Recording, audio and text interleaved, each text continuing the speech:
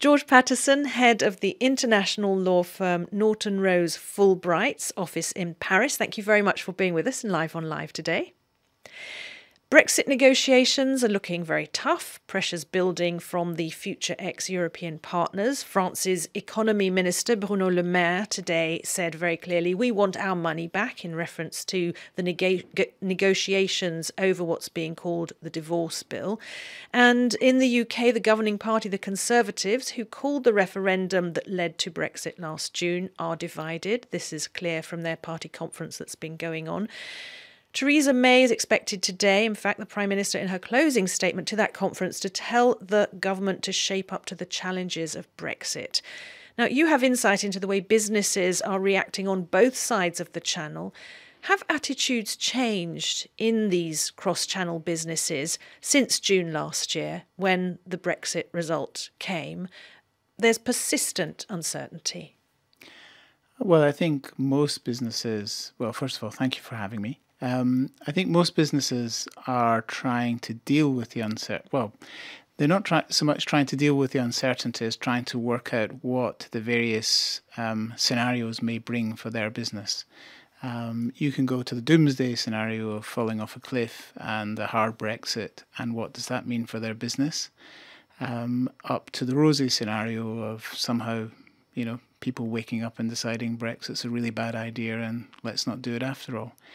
And the uncertainty just doesn't really allow them to plan. So at the moment, people are looking at what business they might have to move, how they might have to reorganize their business, what consents, authorizations they might need.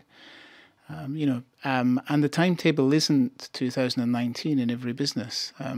People think that's the deadline, but if you look at, say, something like the insurance industry, people write insurance policies that last, at least a year.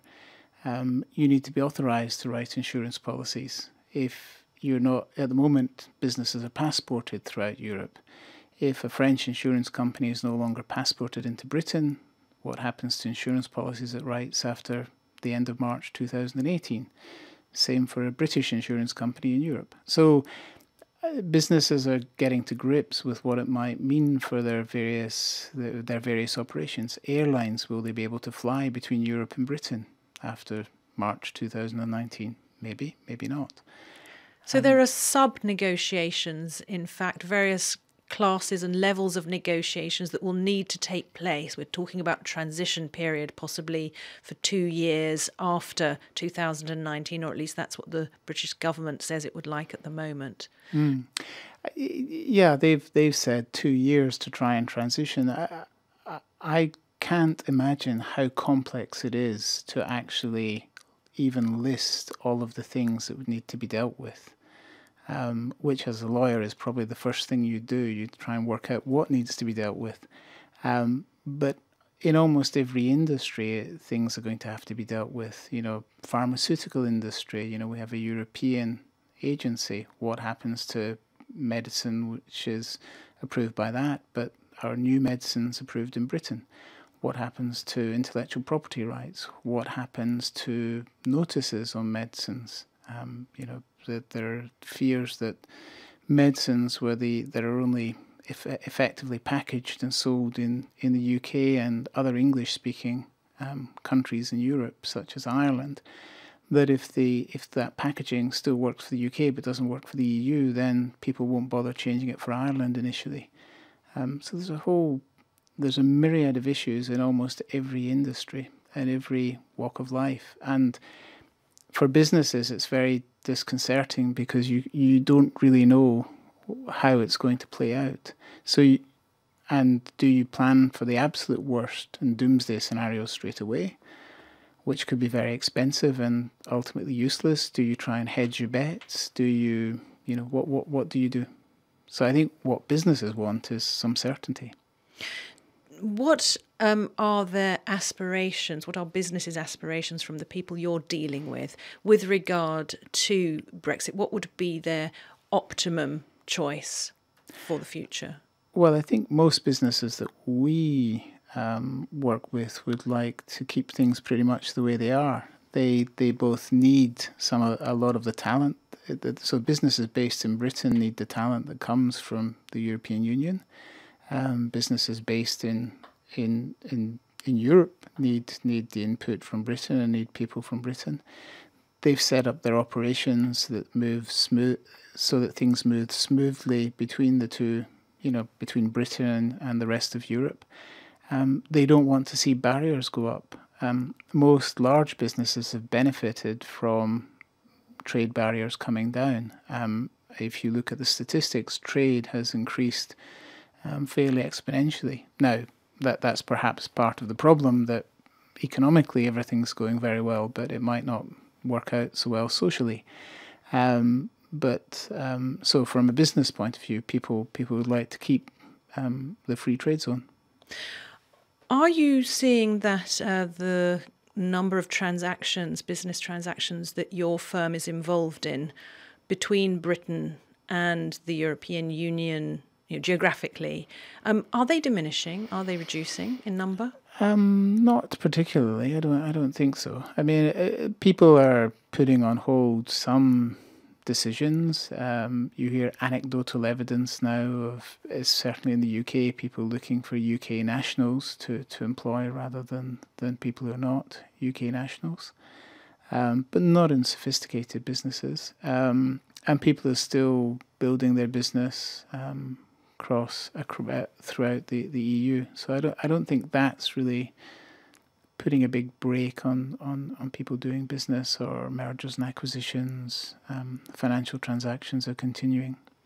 Now, the law firms obviously are very important in this. You have preparation to do as well. You're talking about the amount of time and the amount of detail that's involved in all this.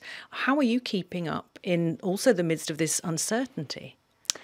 Well, I guess there's two things. One is, as lawyers, we're trying to, and we have specialists in various industries, so they're all looking at their own industry, and we have a group that pulls it all together. But then we're trying to advise our clients on possible scenarios and possible sort of options that they can look at.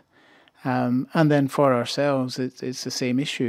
You have the same point that, for example, an English lawyer working in Paris can be registered as a foreign lawyer and has a right to work in France or in Germany or elsewhere because he's an EU citizen. How will that? There's a question as to whether that will continue.